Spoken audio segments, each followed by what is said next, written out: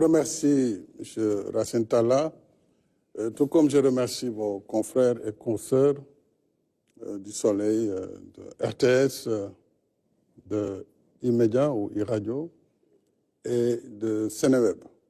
Et je voudrais surtout remercier nos compatriotes d'ici et d'ailleurs pour ce moment de communication important dans la vie de notre nation.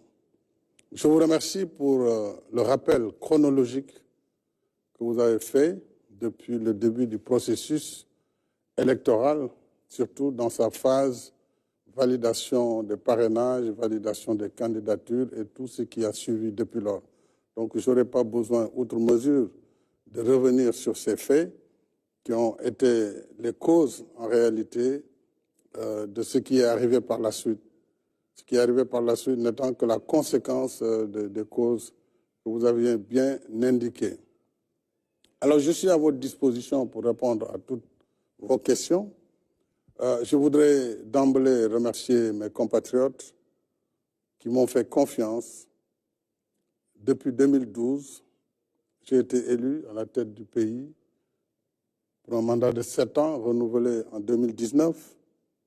J'ai prêté serment, en effet, le 2 avril 2019, ce qui fait que le 2 avril 2024 sera le terme de mon mandat à la tête du pays et la fin de ma relation de contrat avec le peuple sénégalais en tant que président de la République.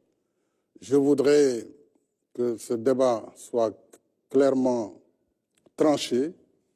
C'est un débat qui n'aurait pas eu lieu d'ailleurs, qui n'a pas lieu d'être, mais comme malheureusement dans notre pays, tout le monde est expert en tout et qu'on a voulu non seulement me faire un procès sur des intentions de faire un troisième mandat. Ce troisième mandat, on a vu que je n'en étais pas candidat.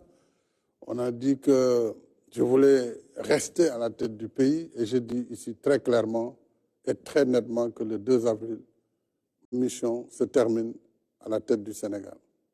Au moins, il faut que cela soit très clairement étayé. Maintenant, le reste du débat, nous pourrons revenir aux besoins sur les différentes étapes par rapport à l'ensemble des aspects que vous venez d'évoquer.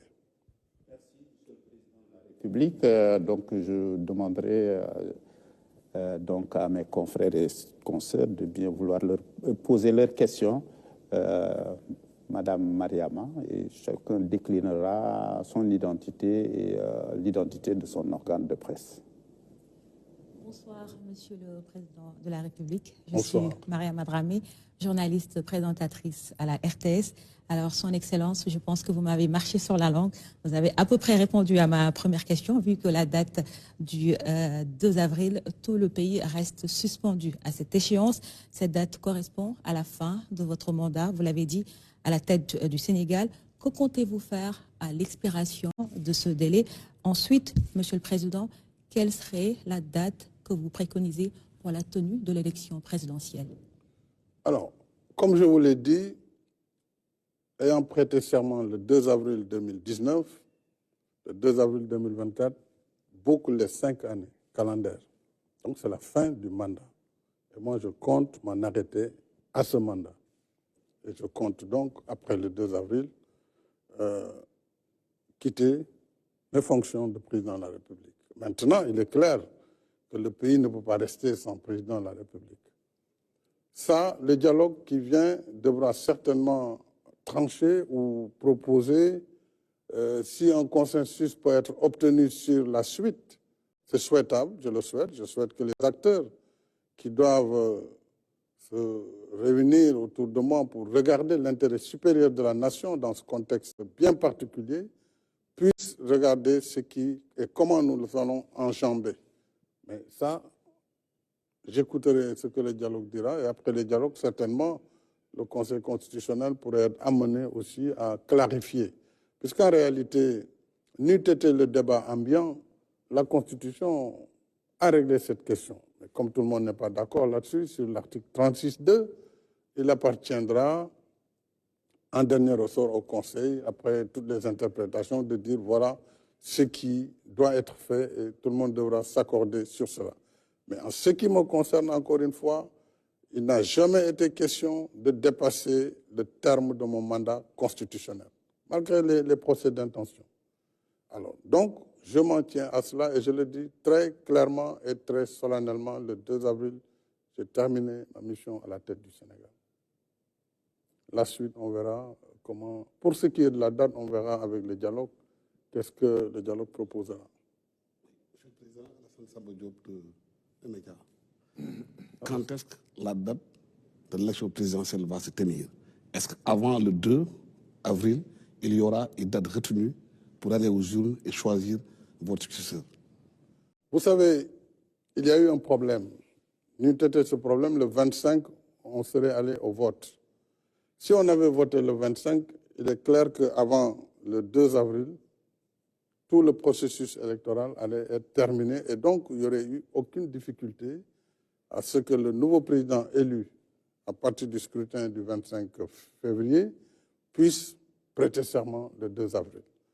Maintenant, nous ne sommes plus dans ce cas. Le Conseil l'a clairement dit, après avoir annulé la loi et le décret qui était pris sur la base de cette loi. Donc, le Conseil clairement a indiqué aux autorités compétentes, en premier chef le président de la République, que c'est lui qui doit prendre le décret convoquant le collège électoral et fixant le décret fixant la nouvelle date. Mais ce décret ne peut être pris avant que la concertation nationale ne se réunisse. Et j'ai convoqué cette concertation nationale le lundi. Et je pense que sur 2 jours maximum, lundi prochain, c'est le lundi 26, on devrait, entre lundi et mardi, terminer, puisqu'il n'y a pas beaucoup de sujets en réalité qui doivent être traités. Quelle date pour l'élection et qu'est-ce qu'il faut faire sur l'après 2 avril.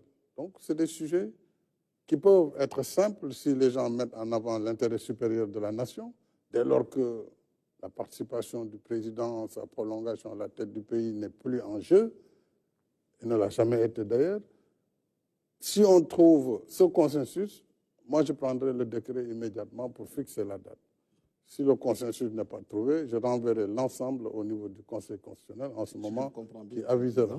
Si je comprends bien, le 2 avril, vous allez passer le pouvoir à votre successeur si la date a été retenue pour les élections présidentielles, pour la présidentielle. Il ne peut y avoir de successeur tant qu'il n'y a pas d'élection. Clairement, il faut qu'il y ait une élection, que le processus électoral arrive à terme et qu'on élise un président de la République, qu'il entre en fonction, c'est-à-dire qu'il prête serment devant le Conseil constitutionnel. En ce moment, il fait la passation. Mais ça, si c'est avant le 2, si on arrive à le faire avec des mécanismes qu'il faut trouver, parce qu'il y a quand même le code électoral, il y a un certain nombre de lois qui définissent des termes, il faut peut-être trouver le mécanisme de passer outre. En ce moment, oui, il serait possible que moi je passe le témoin au président élu, ou en tout cas, si le processus ne finit pas aussi et qu'il y a un second tour, le président élu prendra le témoin du président qui fera cette transition entre le 2 avril et la date de l'élection et l'installation du nouveau président.